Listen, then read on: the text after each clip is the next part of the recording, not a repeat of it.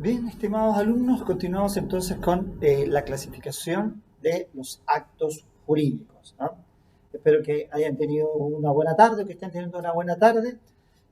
Si se da la secuencia correcta, han escuchado el primer video en el que estamos analizando las clasificaciones. Habíamos dejado pendiente al final del video anterior la clasificación entre los actos formales y no formales. Y habíamos dicho que la formalidad o las formas son exigencias externas para los actos y que el legislador la va solicitando, la va imponiendo, mejor dicho, con ciertos objetivos. Bien, entonces esos objetivos pueden ser, y lo hemos anotado aquí en la pizarra, pueden ser por vía de solemnidad, por vía habilitante, por vía de publicidad y por vía de prueba. Todas son razones que existen porque el ordenamiento jurídico se plantea diversos desafíos o diversas exigencias, no desafíos. Eso es una expresión impropia. Bueno, sino que diversas exigencias que miran a un objetivo. Aquí yo he puesto los objetivos de cada una de estas exigencias y vamos a ver cuál es la consecuencia. En términos evolutivos, las formalidades fueron muy propias del sistema del derecho romano. ¿Ah? Los romanos construían sus actos en base a las formas. Así ustedes, podrán recordar que toda actuación implicaba la generación de un símbolo, ¿no? Como la balanza en algún minuto que se utilizaba, ¿no? O el mismo rito del matrimonio, ¿no? Que todo está bajo cierta inspiración de orden simbólica y que se ha mantenido. Ahora, la pregunta es ¿por qué las formas? Y ahí es donde vienen los objetivos. ¿Para qué exigimos las formas?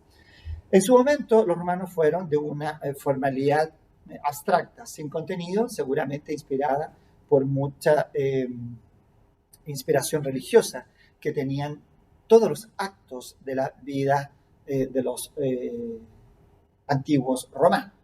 No así, digamos, con el tiempo que esta formalidad fue adquiriendo un contenido, pero eso vino mucho más tarde, ¿no? Estamos hablando recién ya de más o menos el siglo XIX, cuando empieza la preocupación por los terceros, ¿no? En ese sentido, la doctrina germana ha ido desarrollando mayor fundamento en cuanto a exigir efectivamente ciertas formas externas al acto para que haya certeza y los terceros puedan saber, por ejemplo, de la existencia, de la validez, de la prueba, de la publicidad de ciertos actos. Bien, bueno, dicho esto, que es el primer, digamos, concepto, que es hablar de la evolución o fundamento de las formas, pasemos a las clases de formalidades, que en el fondo se refieren a actos sujetos a una formalidad. Como punto inicial, tenemos que decir que la formalidad puede ser exigida por vía de solemnidad. Esta no es que sea la más relevante, pero sí puede ser la que tiene la mayor consecuencia, porque el objetivo que persigue la formalidad por vía de solemnidad es la validez del acto. Y ustedes que van a estudiar al final de este curso la sanción a los actos en los que se ha incumplido con las formas, van a llegar a esa sanción que puse allá, NA, que significa nulidad absoluta. Es decir, cuando en el acto jurídico se ha exigido la solemnidad y esta no se ha cumplido, se llega a alterar o se afecta la validez del acto jurídico y la sanción es la nulidad absoluta. Ahora, hay actos solemnes y hay solemnidades. ¿Qué quiero decir con esto? Por ejemplo, un acto solemne es la compraventa de inmuebles. Allá en el 1801, en el inciso segundo, la pueden encontrar. Ahí el acto jurídico solemne es la compraventa y la solemnidad es la escritura pública. ¿Ven? Tenemos, por ejemplo, el matrimonio.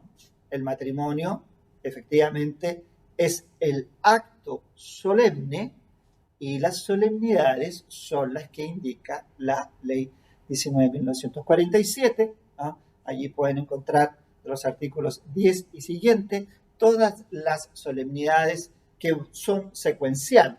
Primero se exige una manifestación, una información, que son las solemnidades previas al matrimonio. Después están las celebraciones coetáneas al matrimonio, como la presencia del oficial, la presencia de testigos, la presencia de los contrayentes, sea personalmente o representado, y ciertas formas que son posteriores. Bien, entonces ahí ustedes tienen el acto jurídico, matrimonio, y las solemnidades, que son estas que acabo de mencionar. Tenemos también otro ejemplo, la promesa, allá en el artículo 1554. El acto jurídico solemne es el contrato de promesa y la solemnidad es la escrituración. Debe ser por escrito, debe constar por escrito, así lo dice el 1554, número 1. ¿Ven? Entonces siempre hay que ir distinguiendo el acto y la solemnidad a la que se somete. Hay varios ejemplos de solemnidades como los que ya hemos mencionado: presencia de funcionarios, presencia de testigos, escrituración pública o privada.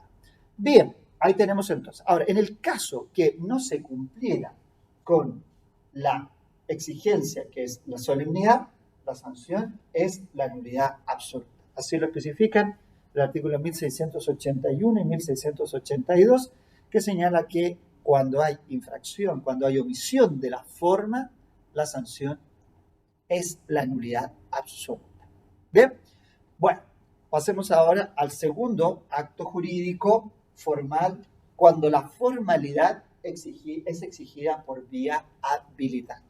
Así, aquí los actos jurídicos formales, en este caso, están revestidos de una forma que busca, como su nombre lo indica, habilitar al sujeto que celebra el acto. Por tanto, lo habilita, y con ello el objetivo que se plantea el legislador es completar la voluntad, generalmente la voluntad de un incapaz. Estamos hablando en este caso de los incapaces relativos, porque el legislador considera que los incapaces absolutos no tienen voluntad. Estamos en una situación que no es de vía de solemnidad, sino que omisión de un requisito del acto, que lo vamos a ver más adelante cuando hablemos de los requisitos de existencia y de validez. Bien, pero cuando se trata de la actuación de un incapaz relativo, lo van a encontrar ahí en el 1447, que entre ellos está, por ejemplo, los menores adultos, es decir, aquellas personas que ya tienen más de 12 las mujeres, más de 14 los hombres y menos de 18, ese periodo de la vida que marca la pubertad y que nuestro sistema le llama al menor adulto. Bueno, el menor adulto, para actuar en la vida jurídica, debe hacerlo autorizado, una posibilidad, y la otra es que lo haga por vía de su representante. Si frente al acto, supongamos que el menor adulto quiere comprar, digamos un adolescente, 17 años, 16 años, quiere comprarle un computador a un amigo, ese es un contrato de compra-venta. Él no tiene su capacidad completa, de alguna manera todavía no ha cumplido la mayoría de edad a los 18, por lo tanto tiene que actuar para comprar ese computador a su amigo, autorizado por su representante legal, o bien directamente a través del representante legal.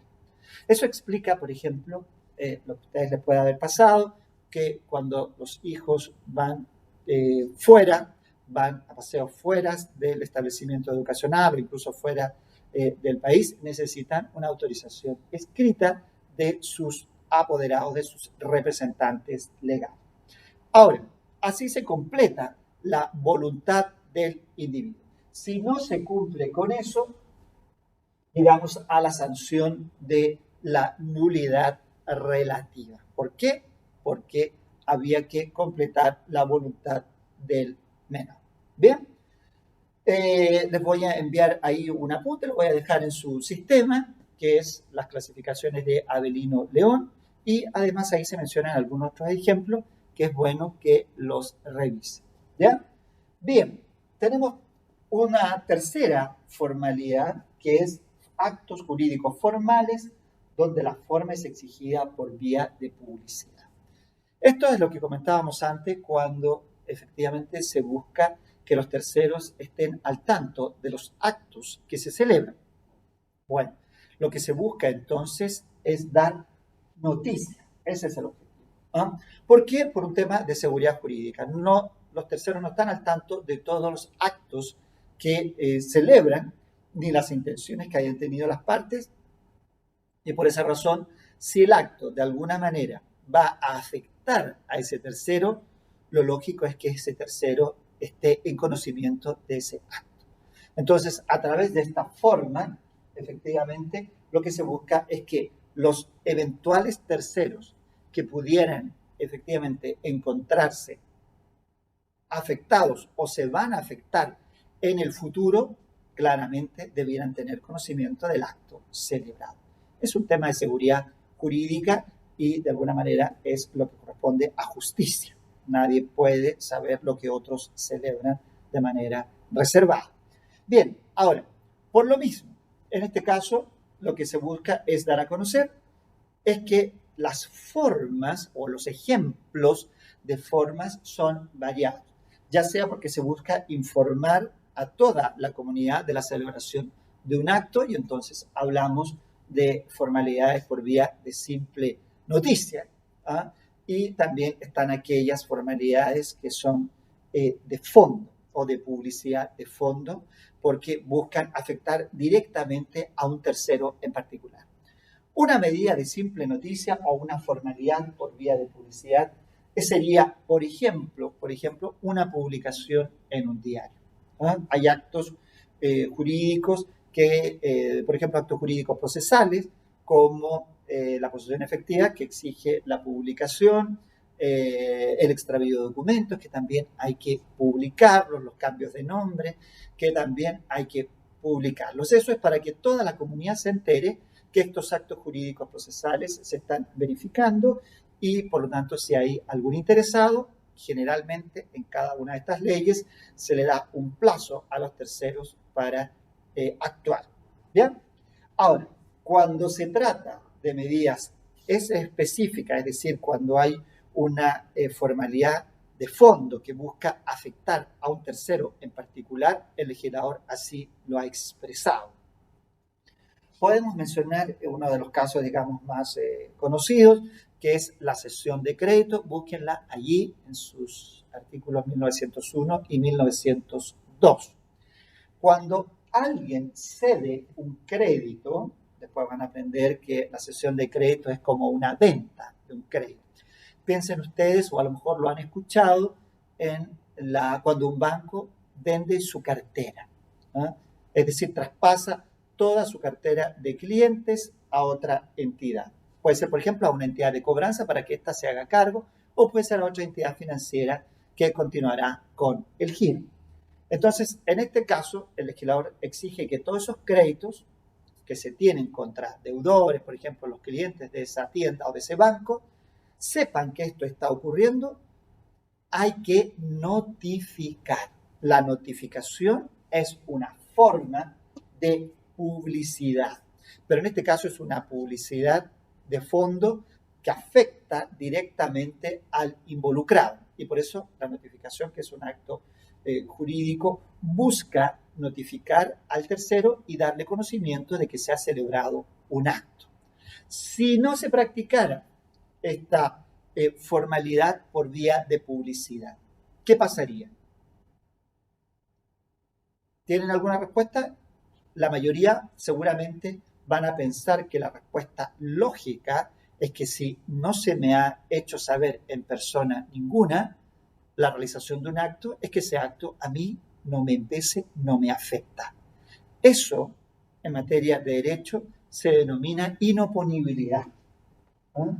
Es la ineficacia respecto de terceros de un derecho que nace como consecuencia de la celebración de un acto o de la nulidad. ¿Ven? Aquí lo que se ha celebrado es un acto de cesión, un banco o una casa comercial ha cedido toda su cartera a otro que se llama cesionario. Este acto entre ambas entidades no lo conoce el cliente, no lo conoce el deudor, y por lo tanto, para que a él le afecte, hay que comunicárselo. Si nadie se lo comunica, él podrá alegar en su momento inoponibilidad. Bien, y finalmente tenemos el acto jurídico formal, en que la forma es exigida por vía de prueba. Aquí el legislador dice, no exigimos esta forma para la validez, para completar voluntades o para dar noticia, para publicar. No, lo estamos exigiendo porque si alguien quiere presentarse en juicio, entonces la prueba que acompañe tiene que haber estado admitida por el legislador. Entonces, en ese caso, llegamos a lo que se conocen las formalidades por vía de prueba. ¿Qué se busca o qué es lo que el legislador en el fondo está de alguna manera evidenciando? Que si usted quiere constituir prueba, debe cumplir con esa formalidad. El ejemplo clásico entre nosotros está en los artículos 1708 y 1709. Esos artículos están referidos a la prueba documental y la relacionan ¿con qué? Con la prueba de testigo. Si se pretende ir a juicio, lo normal en la mayoría de los casos es que uno va y prepara su prueba testimonial. ¿Ya? Pongamos un arriendo en que el arriendo es un contrato típicamente consensual, no es solemne, no hay que escriturarlo. Basta el acuerdo entre arrendador y arrendatario. Pero el no escriturarlo tiene no una sanción por la validez, porque el acto es perfectamente válido desde que están en acuerdo ambas partes. ¿Dónde está el problema? En que si voy a juicio, el juez eso no lo sabe. Y entonces, por esa razón, el legislador exige que quien quiera ir a juicio y quiera demostrar que efectivamente existe contrato, tendrá que probarlo. Si quiere traer prueba de testigo, tendrá que haberlo escriturado. A eso se refieren estas dos normas. ¿Ven? No es admisible la prueba de testigos respecto de actos que hayan debido consignarse por escrito. Y acto seguido, el 1709 señala cuáles son los actos que se deben consignar, que deben constar por escrito. Aquellos que contengan la entrega o promesa de una cosa que valga más de 2 unidades tributarias. Por lo tanto, como ustedes podrán darse cuenta, la norma es bastante bajita en cuanto a su valoración y por lo tanto eso hace que la mayoría de los actos deban ser instrumentalizados, es decir, hechos en documento. La expresión documento no es tan jurídica, nosotros utilizamos la expresión instrumento.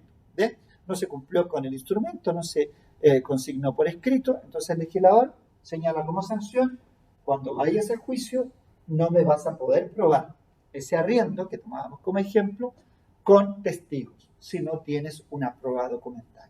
De ahí entonces que la mayoría de las personas, cada vez que celebra un contrato, lo hace por escrito, porque así constituye o obtiene una prueba que más adelante obviamente le va a servir.